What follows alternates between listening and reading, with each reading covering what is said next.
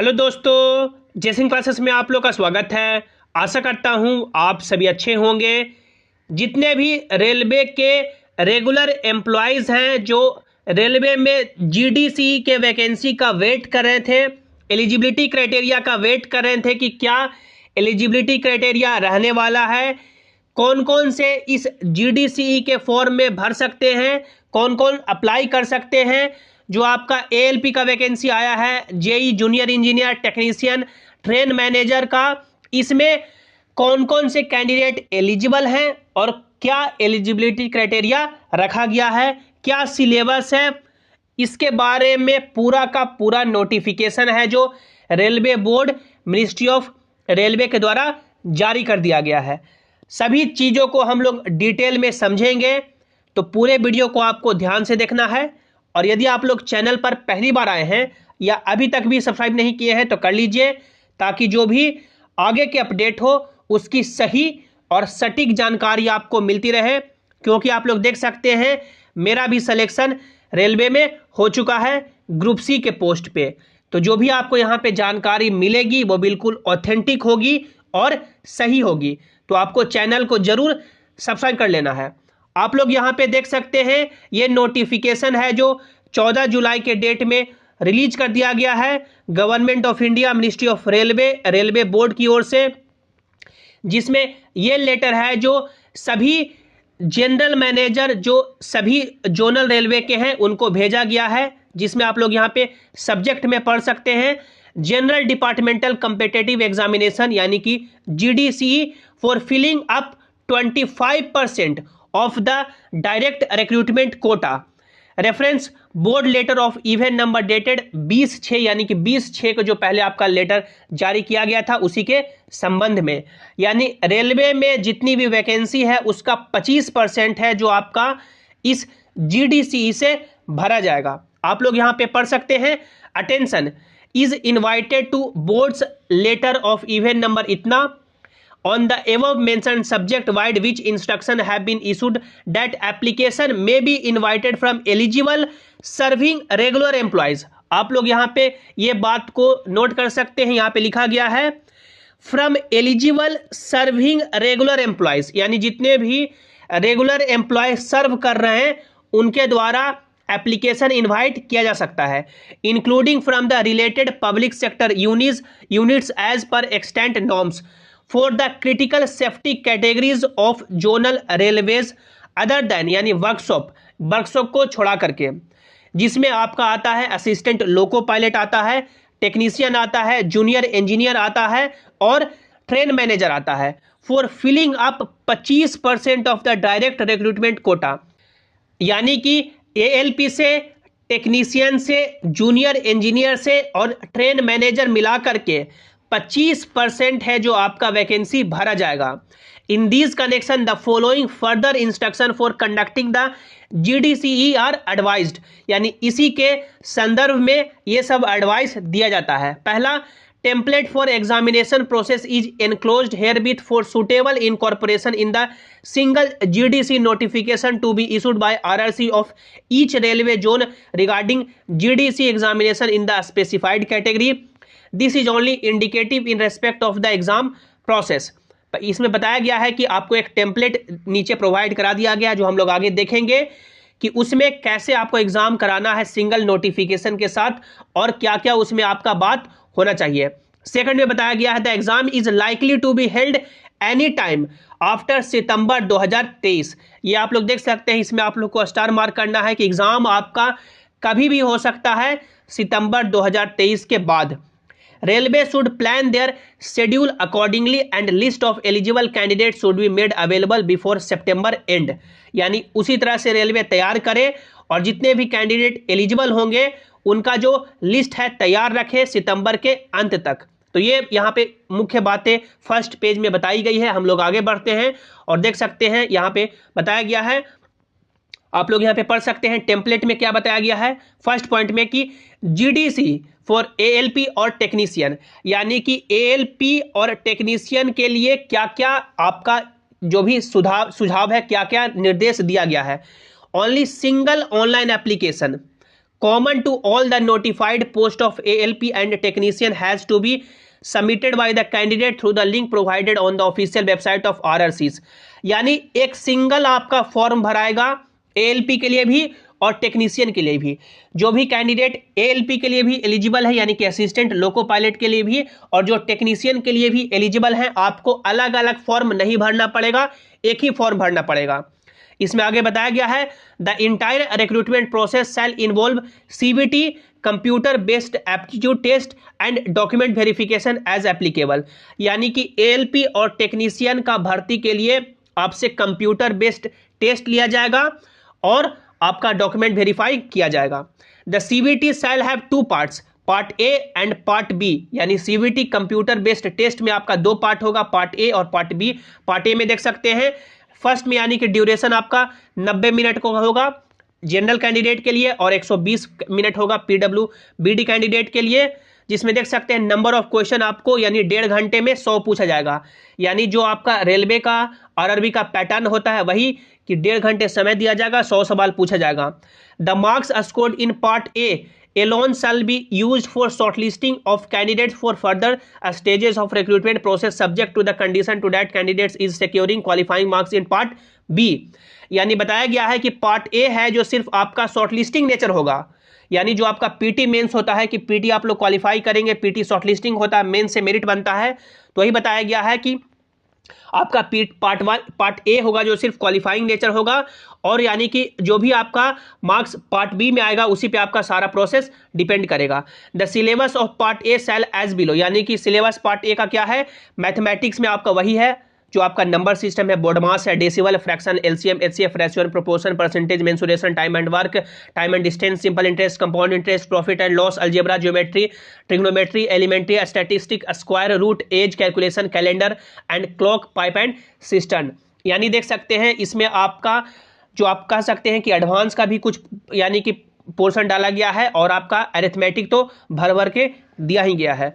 General intelligence और reasoning में वही आपका है, जैसे देख सकते हैं कोडिंग डिकोडिंग है, मैथमेटिकल ऑपरेशन है, रिलेशनशिप है, सिलोज्म है, जम्बलिंग है, वेन डायग्राम है, डेटा इंटरप्रिटेशन है, सफिशिएंसी है, कंक्लूजन है। देख सकते हैं sufficiency, conclusion and decision making यहाँ पे दिया गया है, जो काफ़ी इसमें यानी कि भर भर के सवाल रेलवे में पूछे जाते हैं, जैसे सफिशिएंसी का, कंक्लूजन का, डिसीजन मेकिंग का, सिमिलरिटी का है, डिफरेंसेस का है, एनालिटिकल रीजनिंग है, क्लासिफिकेशन है, direction, statement, argument and assumption, ये आपका रीजनिंग का सिलेबस है।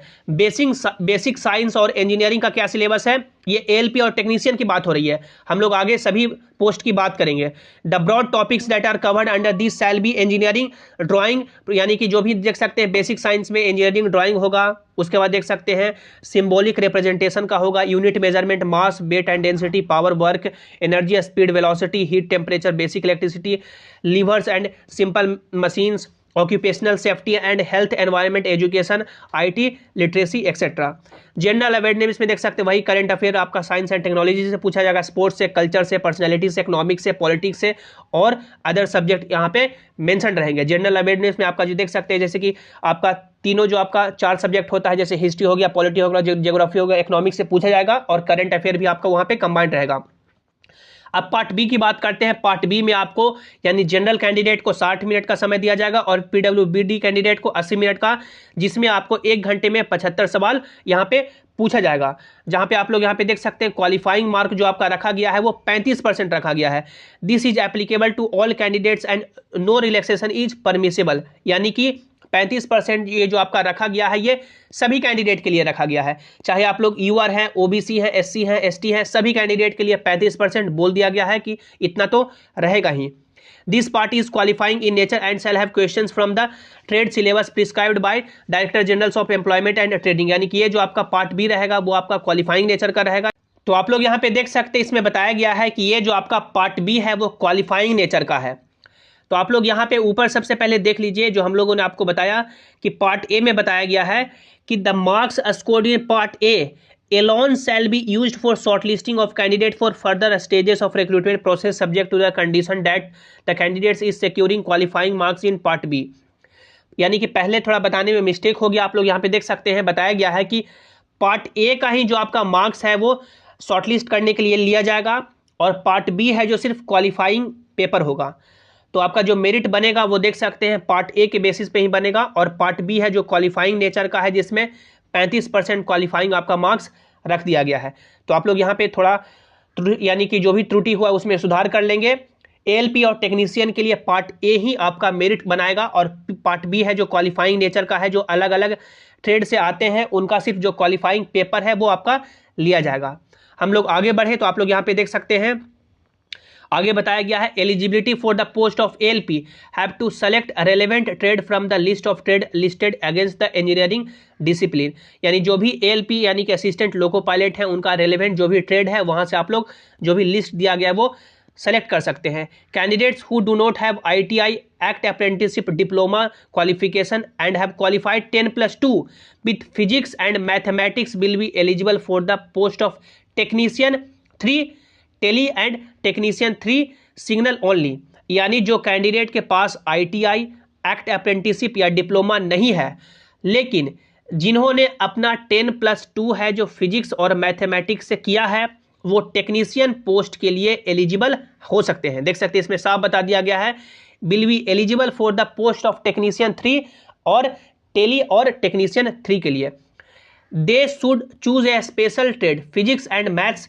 If they choose any other trade, they will not be considered for any of the post. The physics and maths trade shall have questions on physics and mathematics of 10+2 standard। यानी कि जब वो ALP या technician के लिए जब apply करेंगे, ALP या टेक्नीशियन के लिए जब वो अप्लाई करेंगे तो उनको जो ट्रेड सेलेक्ट करना होगा वो फिजिक्स और मैथ वाला सेलेक्ट करना होगा। यदि वो कुछ दूसरा सेलेक्ट करते हैं तो फिर उनको यानी कि नहीं कंसीडर किया जाएगा। ये किन के लिए बात हो रहा है? जिन्होंने अपना ITI या एक्ट अप्रेंटिसशिप नहीं किया है, सिर्फ यानी 12th फिजिक्स और मैथ से किया है, तो आपको फिजिक्स और मैथ वहां पे टेक्नीशियन के लिए अप्लाई करना होगा।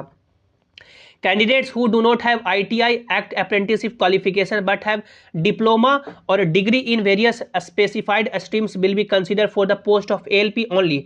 सच candidate should choose their trade for part B of the CBT। यानी जो भी कैंडिडेट जिन्होंने ITI या एक्ट अप्रेंटिसशिप नहीं किया है लेकिन डिप्लोमा या डिग्री लिया है अलग, यानी कि जो भी स्पेसिफाइड स्ट्रीम से, वो यहाँ पे ALP के लिए पोस्ट सेलेक्ट कर सकते हैं, जो वहाँ पे आपको वहाँ पे दिया जाएगा। जिसमें देख सकते हैं the trade syllabus can be obtain for the GDC website, यानी कि DGET वेबसाइट। जो भी यानी कि ट्रेड का सिलेबस है आप लोग DGET की वेबसाइट से ले सकते हैं।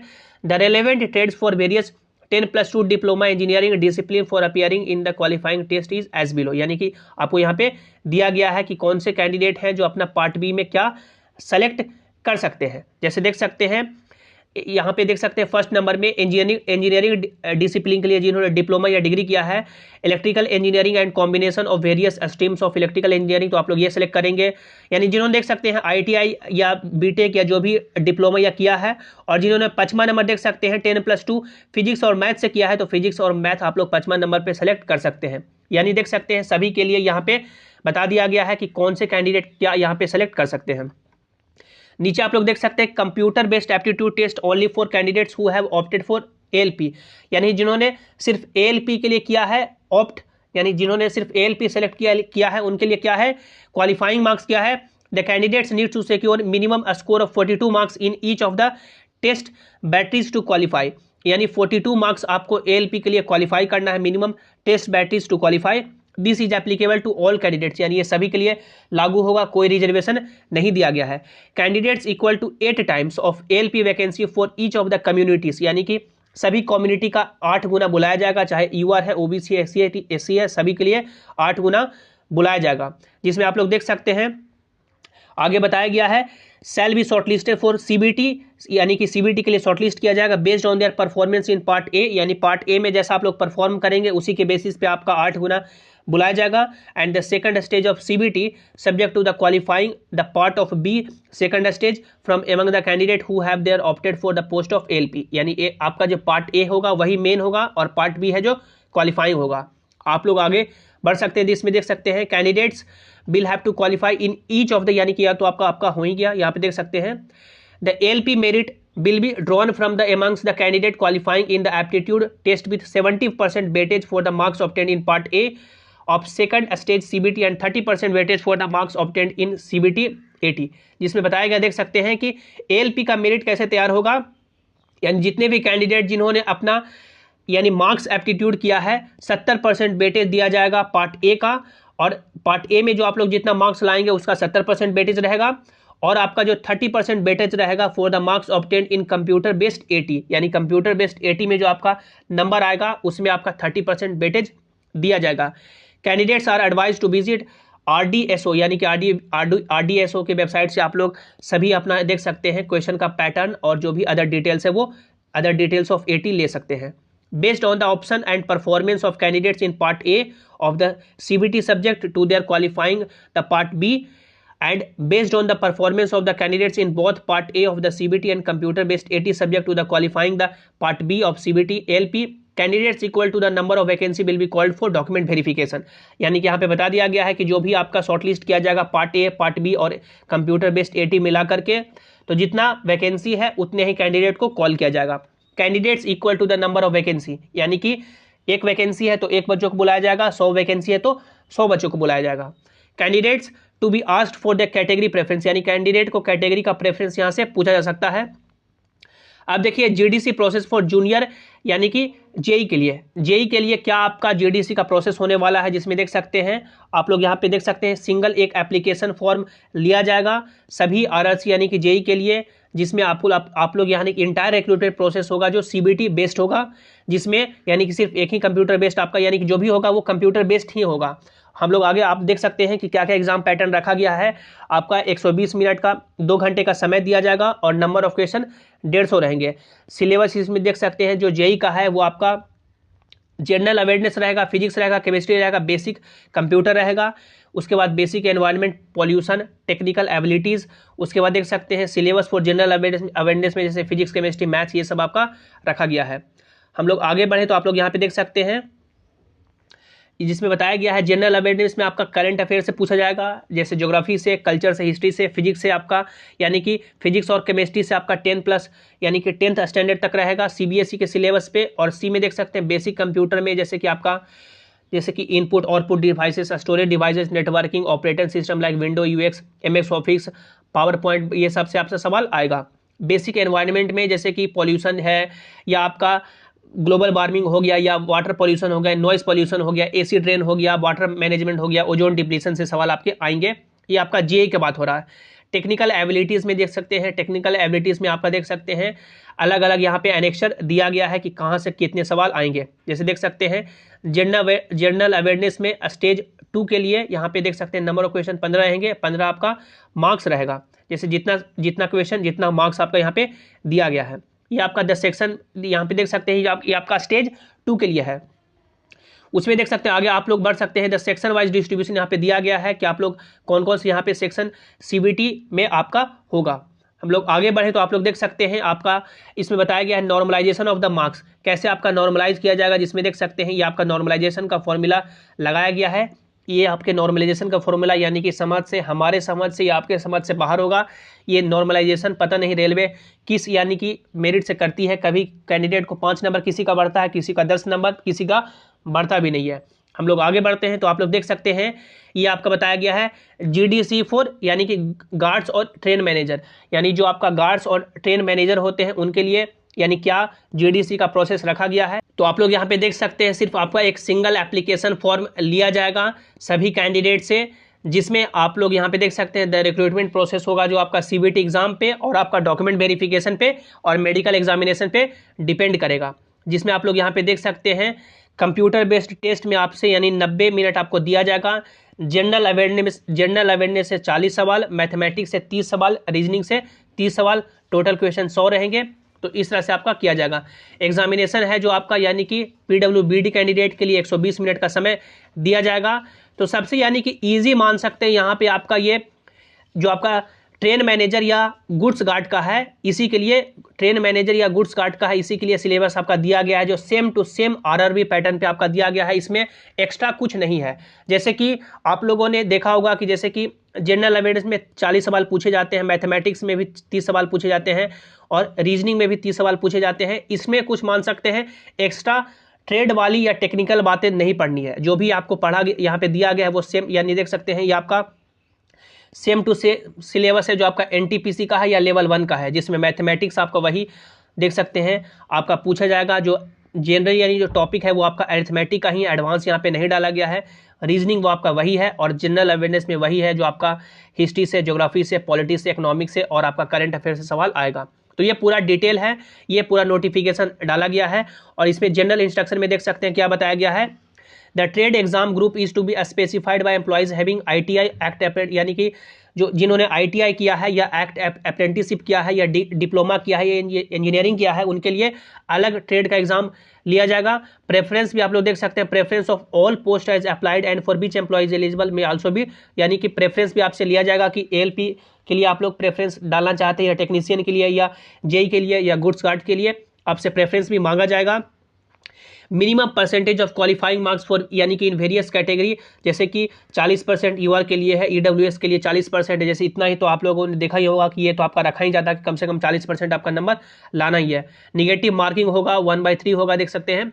PWD कैंडिडेट शुड प्रोवाइड, यानी कि PWBD कैंडिडेट को यानी कि अपना जो भी है अस्क्राइब प्रोवाइड कराया जाएगा इन केस ऑफ 2 और more candidates securing same marks, यानी 2 या 2 से ज़्यादा कैंडिडेट का मार्क्स सेम हो जाता है। The merit position shall be determined by age criteria, यानी कि एज क्राइटेरिया से डिटरमाइन किया जाएगा। जो ज़्यादा उम्र के व्यक्ति होंगे उनको यानी कि हायर मेरिट में रखा जाएगा। Candidates equal to the number of vacancy will be called for DV, यानी DV के लिए जितना वैकेंसी है उतने ही कैंडिडेट को बुलाया जाएगा। Appointment of selected candidate is subject to their passing of requisite medical fitness, यानी जो भी कैंडिडेट आगे अपॉइंट होंगे उनका मेडिकल पहले लिया जाएगा, उसके बाद ही admission to all stages of recruitment process shall be purely provisional subject to the condition satisfying the prescribed eligibility condition, यानी जो भी होगा वो आपका सभी कंडीशन सेटिस्फाई करेंगे तभी होगा। यानी कि उसमें आगे देख सकते हैं 10 नंबर पॉइंट में, mere issue of call letter to the candidates will not imply that, यानी कि यदि आपका सिर्फ एडमिट कार्ड ही इशू हो गया है तो ये कोई जरूरी नहीं है कि आपका फाइनली एक्सेप्टेड हो गया है RRC में सिलेक्शन के लिए। RRC कंडक्ट्स डॉक्यूमेंट वेरिफिकेशन, यानी डॉक्यूमेंट वेरिफिकेशन आपका होगा। Before applying for the post against the notification candidate should certify themselves that they will, यानी फुलफिल ऑल एलिजिबिलिटी नॉर्म्स, यानी कि आप लोग अप्लाई करने से पहले ये देख लें कि सभी आपका एलिजिबिलिटी क्राइटेरिया सही है, जैसे एज है, एजुकेशनल क्वालिफिकेशन है, या जो भी मेडिकल स्टैंडर्ड है, या सभी आपके पास है।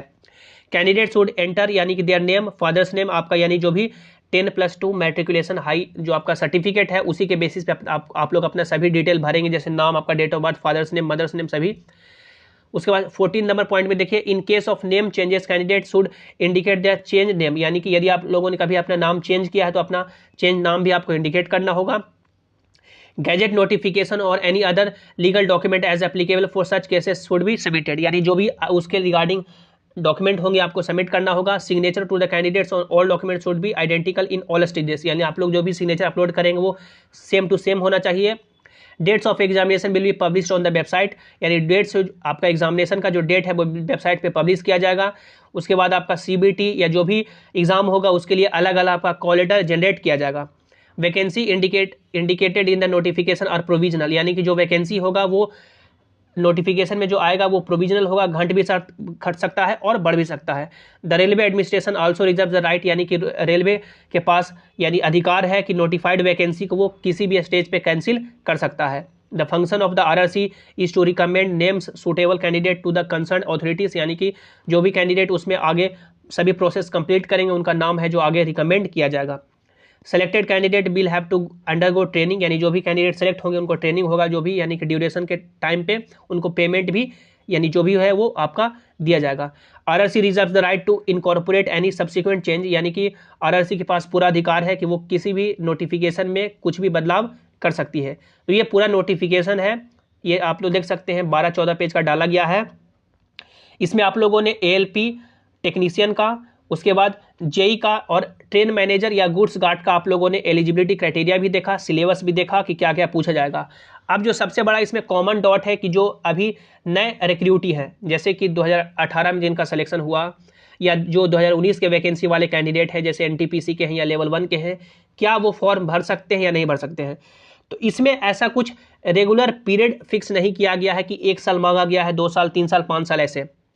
तो जो भी वहाँ पे डॉक्यूमेंट मांगा जाएगा, जैसे जब फॉर्म आपका भराना स्टार्ट हुआ तो आप लोग फॉर्म भरना वहाँ पे शुरू कीजिए। जो भी मांगा जा रहा है वहाँ पे तो आप लोग वहाँ पे जो भी मांगा जाएगा, जैसे कि एम्प्लॉयमेंट नंबर या PF नंबर मांगा गया तो आपके पास है तो आप लोग वहाँ पे डाल के फॉर्म भर सकते हैं, क्योंकि यहाँ पे क्लियर नहीं किया गया है। यदि उनको मान सकते हैं, यदि वो कुछ एलिजिबिलिटी क्राइटेरिया 3 साल का, 5 साल का, 1 साल का रखना होता तो इस नोटिफिकेशन में क्लियर कर देते हैं, लेकिन उन्होंने ऐसा कुछ बोला है नहीं। तो ये डेफिनेटली यहाँ से मान सकते हैं, ये क्लियर हो गया है कि जो भी वहाँ पे डॉक्यूमेंट मांगा जाएगा, यदि आपके पास है तो आप लोग डेफिनेटली फॉर्म भर सकते हैं। तो ये मान सकते हैं एक तरह से गुड न्यूज़ है कि जो भी नए रिक्रूटी हैं, आप लोग यहाँ पे अपना फॉर्म है जो अप्लाई कर सकते हैं। अब जब आपका फॉर्म भराना शुरू होगा या जब डिटेल आपका नोटिफिकेशन वाला वैकेंसी आएगा कि कौन से कितना वैकेंसी है, उसमें मे भी आपका मेंशन रह सकता है। लेकिन ये मान सकते हैं, ये ज़्यादा यही चांस है कि सभी कैंडिडेट इसमें अप्लाई कर सकते हैं, क्योंकि इस नोटिफिकेशन में ये जो आपका ऑफिशियल है मिनिस्ट्री ऑफ रेलवे का है, इसमें ऐसा कुछ एलिजिबिलिटी क्राइटेरिया 3 साल, 5 साल या 1 साल वाला नहीं डाला गया है। तो आप लोग उस रफ्तार से अपनी तैयारी करें। जो भी इसके रिगार्डिंग आगे फर्दर अपडेट होंगे, जेसिंग क्लासेस आपको समय पे देता रहेगा। तो आपको चैनल को जरूर सब्सक्राइब कर लेना है और वीडियो को आपको लाइक करना है। मिलते हैं अगली वीडियो में। Thanks for watching. Have an awesome day.